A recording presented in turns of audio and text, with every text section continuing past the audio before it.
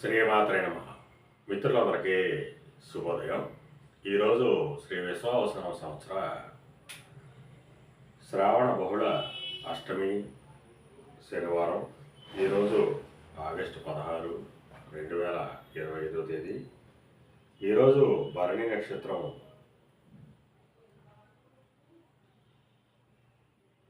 ఉదయం 8:30 వరకు ఉంది. తదుపరి కృత్తిక. ఈరోజు దుర్ముహూర్తం ఉదయం 5:45 లాగైతూ 7:27 వరకు ఉంది. వజ్రం రాత్రి 7:39 లాగైతూ 9:08 వరకు కూడా వజ్రం ఇవ్వడం జరిగింది. ఈరోజు పంచాంగరీత్యా ఈ రకమైనటువంటి ఫలితాలు గోచరిస్తున్నాయి. అలాగే ఈరోజు శ్రావణ బహుళ అష్టమి, కృష్ణాష్టమి. మన మిత్రులందరికీ కూడా కృష్ణాష్టమి శుభాకాంక్షలు. ఆ దేవదేవుడి యొక్క అనుగ్రహం అందరి పట్ల ఉండాలని కోరుకుంటూ, అలాగే ఈరోజు నక్షత్రాలైనటువంటి భరణి, కృత్తిక నక్షత్రాలు ఎవరికి తారావాలని కుదురుతున్నామో మనం పరిశీలించినట్లయితే రోహిణి, హస్త, శ్రవణం ఈ నక్షత్రాల్లో జన్మించినటువంటి మన మిత్రులందరికీ కూడా ఈరోజు నక్షత్రాలైనటువంటి భరణి, కృత్తిక నక్షత్రాలు అనుకూలంగా ఉంటాయి. అందువల్ల ఇప్పుడు ఎప్పుడున్నటువంటి నక్షత్ర జాతకులందరికీ ఈరోజు శుభకరంగా ఉండే అవకాశం ఉంది. అలాగే ఈరోజు రాశిఫలాలను మనం పరిశీలించినట్లయితే మేషరాశిలో జన్మించిన వాళ్ళకి ధనాదాయం వృద్ధి చెందుతుంది. వృషభ రాశిలో జన్మించిన వాళ్ళకి కూడా ఆరోగ్యం చేకూరుతుంది, ధనాదాయ వనరులు ఏర్పడతాయి. మిథున రాశిలో జన్మించిన వాళ్ళకి అనారోగ్య సూచన ఉంటుంది. కర్కాటక రాశిలో జన్మించిన వాళ్ళకి చేసేటువంటి వ్యాపారాలు లాభసాటిగా సాగుతాయి. సింహరాశిలో జన్మించిన వాళ్ళకి ఉద్యోగ అవకాశాలు పెరుగుతాయి.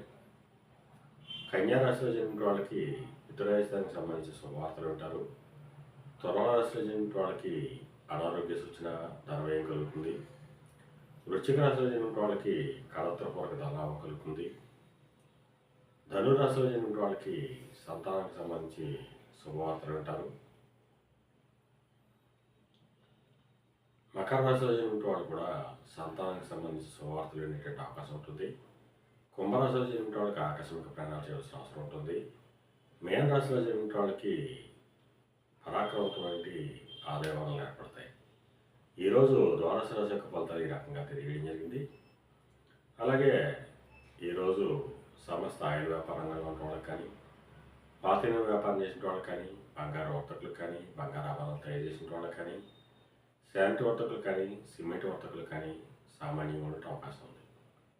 కళారంగంలో ఉన్నటువంటి వాళ్ళకి మాత్రం మిక్కిలి శుభదాయకంగా, లాభదాయకంగా ఉండే అవకాశం ఉంది. అలాగే ఈరోజు శ్రీకృష్ణాష్టమి. అందువలన మన మిత్రులందరూ కూడా ఆ దేవదేవుణ్ణి ఆరాధించి